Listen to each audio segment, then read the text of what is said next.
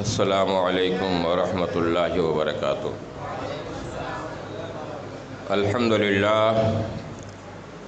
الحمدللہ نحمدہ ونصلی ونسلم علی حبیبہ الکریم، اما بعد فاعوذ باللہ من الشیطان الرجیم، بسم اللہ الرحمن الرحیم۔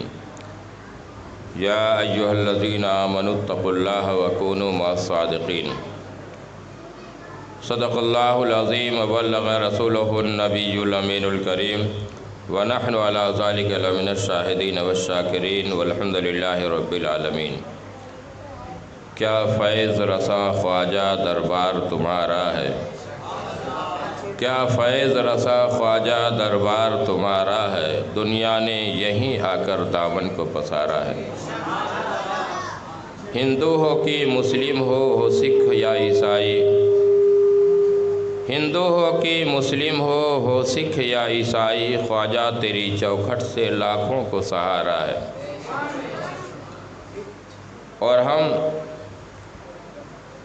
عاشق ہیں بریلی کے، اجمیر کے خادم ہیں، اجمیر کے خادم ہیں، عاشق ہیں بریلی کے، یہ در بھی ہمارا ہے وہ در بھی ہمارا ہے۔ سرکار دو عالم کے صدقے میں عطا کر دو، دولت بھی تمہاری ہے منگتا بھی تمہارا ہے۔ سرکار دو عالم کے نائب ہیں میرے خواجہ، اجمیر کی گلیوں میں طیبہ کا نظارہ ہے۔ اور لمحۂ مبارک سے اتنا ہی تو بس کہہ دو، یہ راز ہمارا ہے یہ راز ہمارا ہے۔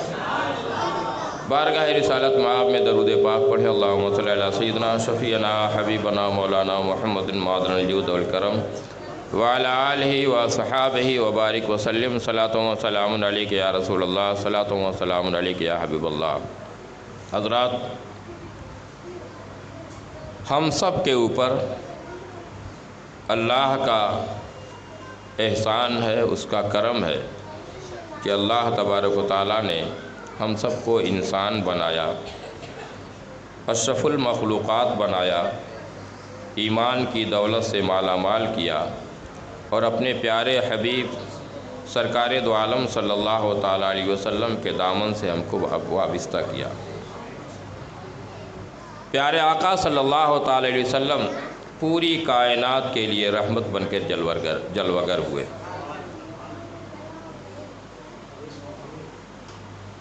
ہندوستان کی سرزمین پہ شرک پرستی، بت پرستی ہو رہی تھی، تو سرکار کی نگاہ جب اس ہندوستان کی سرزمین پہ پڑی تو اپنے ایک شہزادے خواجہ غریب نواز کو عطائے رسول بنا کے بھیج دیا۔ سرکار خواجہ غریب نواز ہندوستان آئے تو نہ کوئی فوج لے کر کے آئے، نہ اسلحہ لے کر کے آئے، نہ میزائل لے کر کے آئے، نہ گولی لے کر کے آئے، نہ بم لے کر کے آئے، نہ بارود لے کر کے آئے، بلکہ اپنے جانثاروں کی ایک مختصر سی جماعت لے کر کے آئے، اور ایسی سرزمین پہ آئے جہاں کا راجہ بڑا کٹر مسلم مخالف تھا،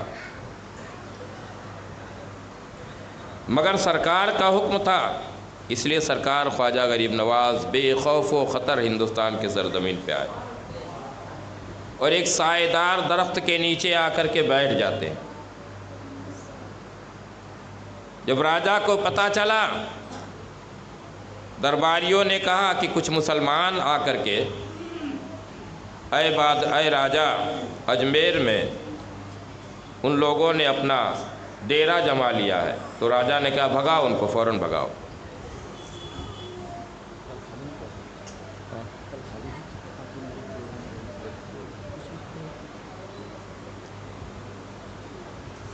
آئے درباری، اور آنے کے بعد کہنے لگے کہ اے درویش، یہاں سے آپ لوگ چلے جاؤ، یہ راجہ کے اونٹوں کے بیٹھنے کی جگہ ہے۔ سرکار خواجہ غریب نواز نے بڑے ناگوار لہجے میں فرمایا، اچھا اونٹوں کے بیٹھنے کی جگہ ہے تو اونٹ ہی بیٹھیں۔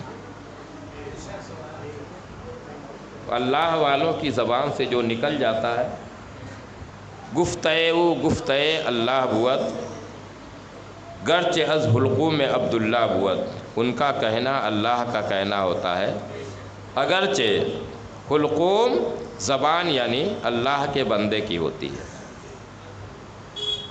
اب اونٹ بیٹھے تو بیٹھے ہی رہ گئے، اب اٹھا رہے تو اٹھ ہی نہیں رہے۔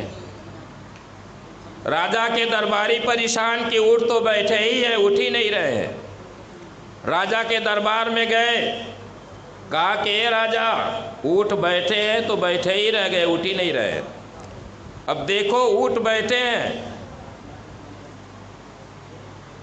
اجمیر کا راجا ہے، طاقت اس کے پاس، قوت اس کے پاس، تخت اس کے پاس، فوج اس کے پاس، اسلحہ اس کے پاس، روپیہ اس کے پاس، پیسہ اس کے پاس، دولت اس کے پاس، مگر نہ اس کی دولت کام آ سکتی ہے، نہ اس کی فوج کام آ سکتی ہے، نہ اس کی طاقت کام آ سکتی ہے، نہ اس کی حکومت کام آ سکتی ہے، نہ اس کا تخت و تاج کام آ سکتا ہے، کچھ بھی نہیں۔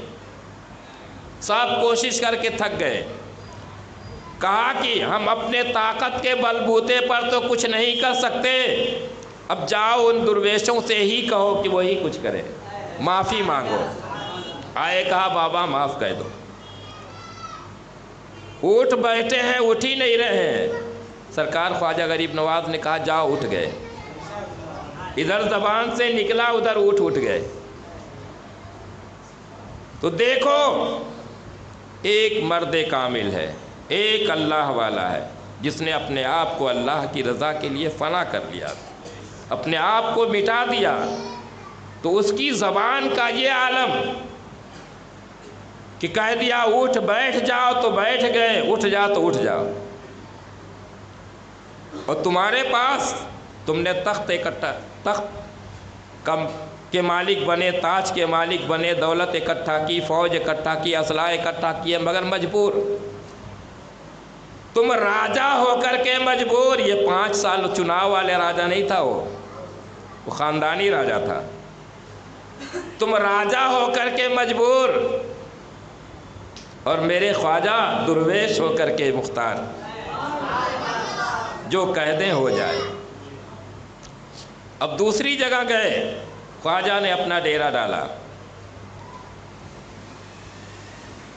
تو راجا نے کہا کہ ایسا ہے کہ ان کے اوپر پانی بند کر دو، نہ پانی ملے گا نہ یہاں رہیں گے، چلے جائیں گے۔ پہرا بٹھا دیا گیا۔ سرکار خواجہ غریب نواز نے اپنے ایک غلام کو کہا جاؤ ایک پیالہ پانی لے کر کے آؤ۔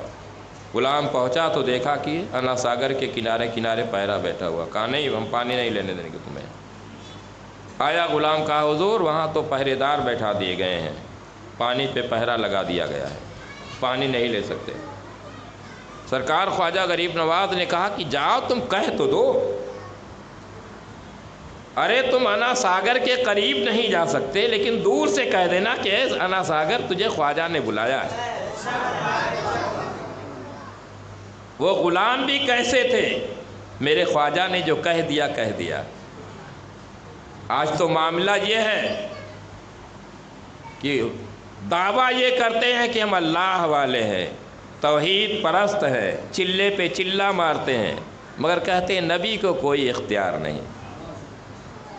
ابے جس سے تجھے اسلام ملا ہے سرکار خواجہ غریب نواز، ان کا پاور تو پہلے دیکھ۔ نبی کا مرتبہ تو بہت بلند ہے، نبی کے اختیار تک پہنچنا بہت بلند ہے، ان کا اختیار، ان کے مرتبہ تک پہنچنا بڑا مشکل ہے۔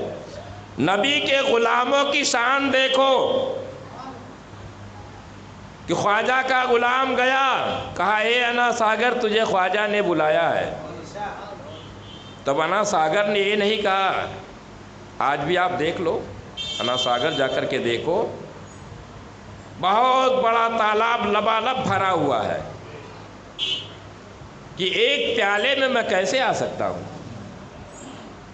اتنا بڑا تالاب ایک پیالے میں کیسے سما سکتا ہے؟ خواجہ کا حکم تھا، آیا، پانی آتے جا رہا ہے اور پیالہ کے اندر سماتے جا رہا ہے، آتے جا رہا ہے سماتے جا رہا ہے، آتے جا رہا ہے سماتے جا رہا ہے، پورا پانی آ گیا۔ انا ساگر سوکھ گیا، ایک پیالے میں پورا پانی آ گیا، لے کر کے غلام آ گیا سرکار خواجہ غریب نواز کی بارگاہ میں۔ اب آج کی طرح سے نل ٹوٹی لگے ہوئے نہیں، گھروں گھروں میں چلو نل کھول لو پانی پی لو، اسی تالاب سے پورے اجمیر کا جو ہے گزر ہوتا تھا۔ اب سب پریشان، امیر غریب درویش فقیر فوجی درباری راجا پرجا سب پریشان۔ کہا انا ساگر سوکھ گیا، اب ہم کیا کریں؟ نہ نہانے کے لیے پانی، نہ دھونے کے لیے پانی، نہ پینے کے لیے پانی، نہ جانوروں کو پلانے کے لیے پانی، نہ کھانا بنانے کے لیے پانی۔ کہا اے راجا کچھ تو کر۔ کہا میں کیا کروں؟ نہ راجا کی طاقت کام آئی، جادوگر بھی راجا کے دربار میں، اور یہ مہنت لوگ پوجا پاٹ کرنے والے سکتی بھکتی والے بھی ہیں، نہ وہاں کسی مہنت کی روحانیت کام آئی، نہ کسی پنڈت کی محنت کام آئی، نہ کسی جادوگر کا جادو کام آیا، اور نہ راجا کی طاقت کام آئی، اور نہ اس کے فوج کی طاقت کام آئی، سب مجبور ہے۔ ایک اللہ والا مختار، ایک درویش مختار، راجا مجبور، اس کی فوج مجبور، اس کے جادوگر مجبور، اس کے مہنت مجبور، اور جس کو اپنا گرو گھنٹال سمجھتا ہے سب مجبور ہو کر کے پھر اسی دربار میں آئے۔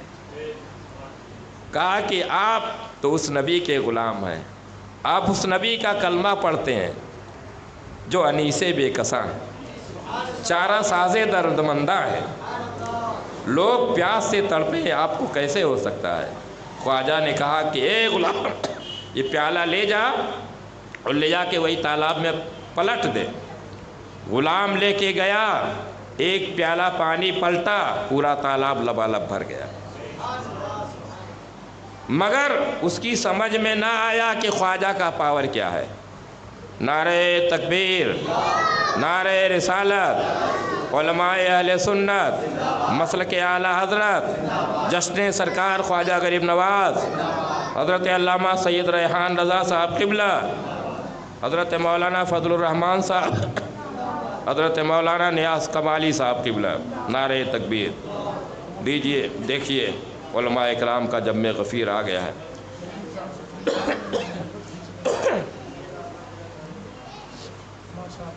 تو یہ پاور ہے سرکار خواجہ غریب نواز کا، ایک درویش کا پاور، ایک راجہ کا پاور۔ راجہ مجبور، اس کی فوج مجبور، اس کے مہنت مجبور، اس کے جادوگر مجبور، مگر ایک اللہ والا ہے، اس کا یہ پاور ہے۔ میرے پیارے، یہ پاور کیسے ملا ان کو؟ یہ اختیار کیسے ملا؟ یوں ہی چلہ کرنے سے نہیں مل جایا کرتا ہے۔ اللہ کی رضا چاہو، دنیا سے بے نیاز ہو جاؤ، اٹھتے بیٹھتے اللہ کا ذکر، اللہ کا خوف اپنے دلوں میں رکھو۔ آج ہمارا معاملہ یہ ہے کہ کروڑوں ہو کر کے خوف زدہ ہیں، اور وہ تنہا آئے مگر خوف نہیں۔ وجہ صرف یہی ہے کہ ہم دنیا کو ہم نے سب کچھ سمجھ رکھا ہے، ہمیں قبر کی فکر نہیں، آخرت کی فکر نہیں کہ مرنے کے بعد ہمیں کیا کرنا ہے۔ میرے پیارے، دنیا میں چند روز رہنا ہے، اس لیے آخرت کی فکر کرو۔ ہمیں اسلام ملا ہے سرکار خواجہ غریب نواز سے۔ آج مسجدوں میں اللہ اکبر کی صدائیں بلند ہو رہی ہیں تو خواجہ غریب نواز کا احسان ہے۔ آج مدرسوں میں قال اللہ قال رسول کا درس ہو رہا ہے تو سرکار خواجہ غریب نواز کا احسان ہے۔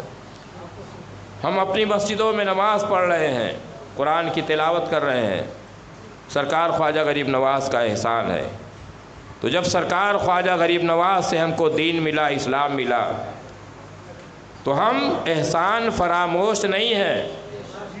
ہم ان لوگوں میں نہیں ہیں جو یہ کہتے ہیں کہ نبی کا کام ڈاکیے کی طرح سے ہے، کہ ڈاکیا خط دے دیا چلا گیا، اس کا کام ختم۔ ہم تو وہ لوگ ہیں کہ جن سے ہماری دنیا اور آخرت دونوں سنوری ہے۔ ہم اٹھتے بیٹھتے ان کا ذکر کرتے ہیں، چلتے پھرتے ان کا ذکر کرتے ہیں، ان کے عرس کی تاریخ آتی ہے تو ان کے نام کی محفلیں رچاتے ہیں۔ آج خواجہ کی چھٹی ہے، خواجہ کی چھٹی اور بڑے پیر کی 11، سنی نہ کرے گا تو بھلا کون کرے گا؟ اس لیے آج ہم چھٹی کی محفل رچائے ہوئے ہیں، بہت سے دیوانے پہنچے ہوئے ہیں اجمیر۔ ہم اجمیر نہ گئے مگر سرکار خواجہ غریب نواز کی نگاہوں سے ہم پوشیدہ نہیں ہیں۔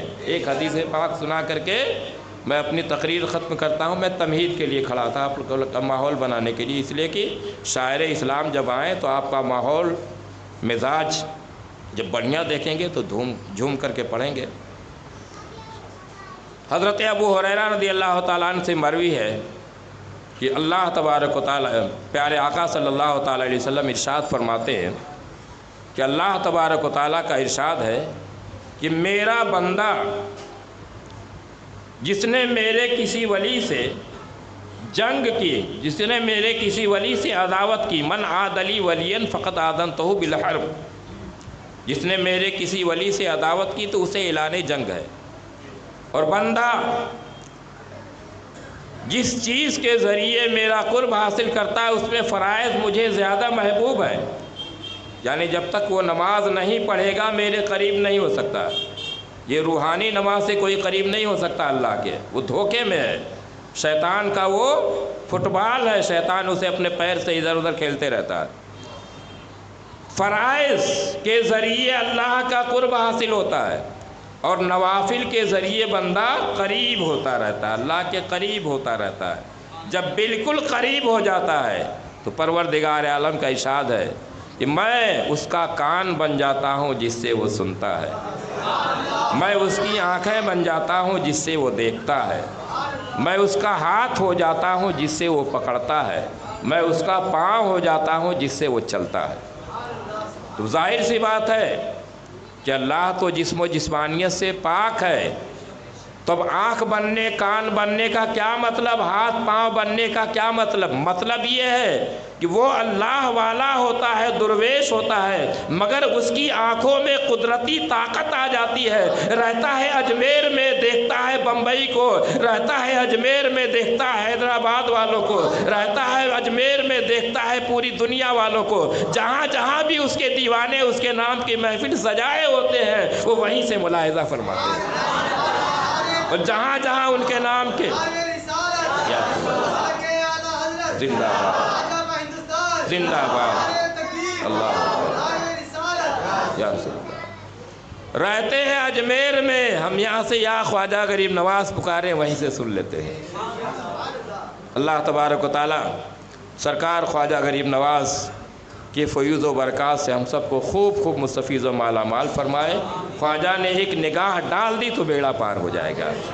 اب آپ کے محبوب شاعر بلا تاخیر بلا تمہید میں ان کو آواز دوں گا، وہ نعت پاک پڑھیں گے، منقبت پڑھیں گے، اس کے بعد پھر سید صاحب کی تقریر ہوگی، پھر دوبارہ پڑھیں گے، اس کے بعد انشاءاللہ پروگرام اختتام پذیر ہوگا۔ ان کا استقبال نعرہ تکبیر و رسالت کے ذریعے کر لیں۔ نعرہ تکبیر، نعرہ رسالت، علماء اہل سنت، مسلک اعلیٰ حضرت حضرت علامہ سید ریحان رضا صاحب قبلہ، حضرت بلبل باغ مدینہ قاری عبدالوکیل صاحب قبلہ، خواجہ کا ہندوستان، نعرہ تکبیر، نعرہ رسالت۔